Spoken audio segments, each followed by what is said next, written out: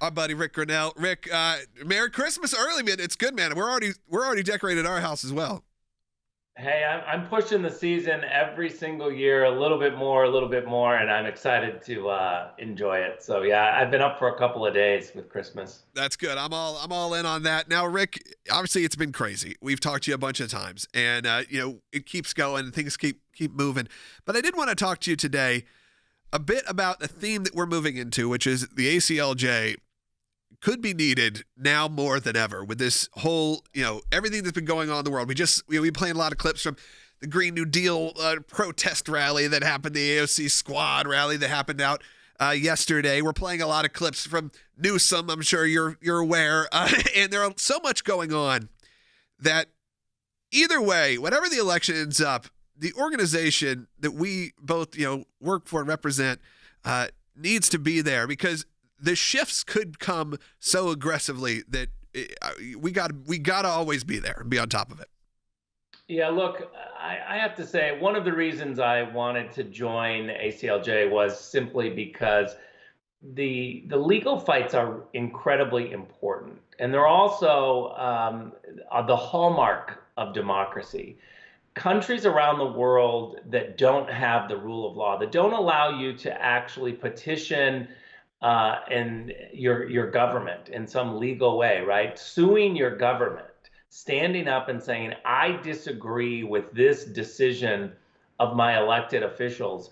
That is the hallmark of a democracy. And we should be so proud that we have that process, the rule of law, because there are so many countries where you just don't have that. As U.S. ambassador to Germany, I represented the American companies who were having difficulty in Europe, and there is a legal process there. But I heard over and over how companies would have a decision made against them in China, for instance, and there was no legal recourse. You couldn't stand up to the government. And so having this right is not only incredibly important, but it's an incredibly powerful tool. And one of the reasons I wanted to join ACLJ was because we do it right. The American Center for Law and Justice knows how to hire the best. They know how to dig deep on these legal issues, and they can fight these battles in court. And as you know, Logan, we win. We win over and over.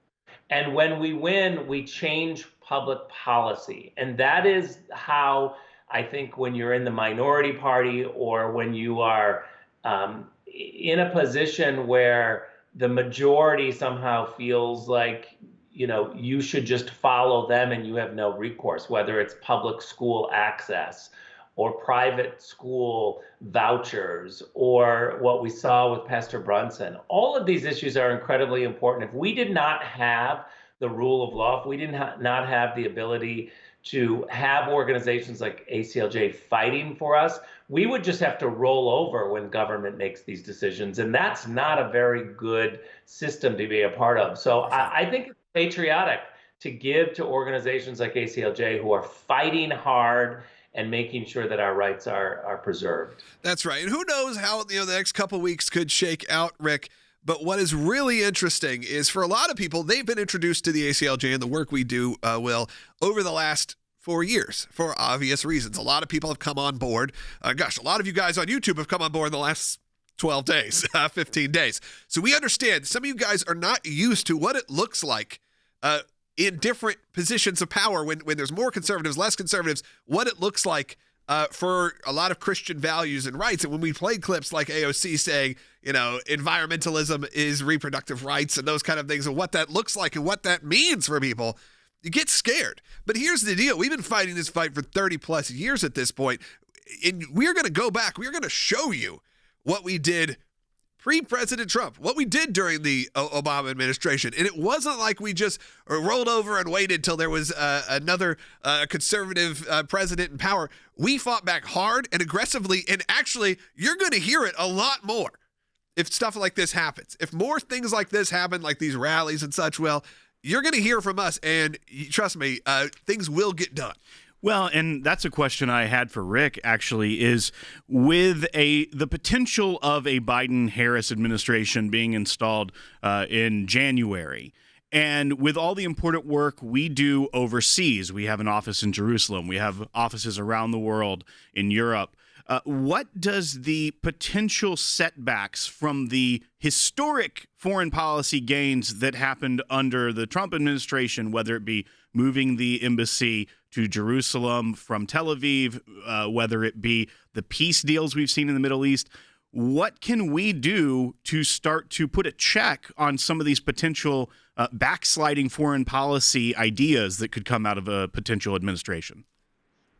Well, it's such a good question. And for one thing that I will say is I think it's going to be very difficult for administration policy, future administration policy, to roll back the idea of America first. People love it. People are fundamentally understanding that fighting for Americans first is what should be done by our government and our representatives. This idea that somehow the UN should decide, the 15 members of the Security Council should decide our foreign policy, or even that NATO members should somehow decide that they're not going to pay their fair share and that the American people, the American taxpayer, are going to have to pay for the defense of Europe and for others. All of those issues are very difficult to wind back, but I think that they will try. And what we have to be able to do is to immediately fight back. I would say two things. One, people need to give money. Of course, if you can afford to give money, we need the help to be able to fight. But I also think that they need to be vigilant in listening to when our rights are being rolled back. Send an email, send an early note to say, look, this is a decision locally or from my state that is rolling back our freedoms and our rights, and alert ACLJ so that we can get on it and fight early. The earlier that we have the ability to fight, meaning to pay for lawyers to go in, the earlier the better, the more that we're going to be able to push back. Yeah, we head toward the Christmas season. This stuff always comes up around Christmas. There's always things local in people's communities. Even you may think it's small. You may be like, hey, they won't let me put up a nativity scene in our. Guess what? We can handle that in about 3 seconds. If you just go to our website. Trust me, your little city council not going to like a specific letter coming to them that's saying, guess what? They're represented by attorneys who also, in private capacity, represent the President of the United States. So trust me, they're not going to like that. So you should go to aclj.org, as Rick said. But Rick, this is my concern from a foreign policy point of view, is there's a lot of people, look, I have friends in the community who aren't even thinking about it. We're like, well, what's it really, Biden presidency, what's it actually going to change for our day-to-day life? What is it? Really, what's the difference? And then I always bring up, do you remember ISIS? Remember ISIS? That was like 3, 4, 5, 6 years ago now. And people quickly forget that we were living under a time where terrorism was a real deal just a few years ago because of specific policies that were put in place.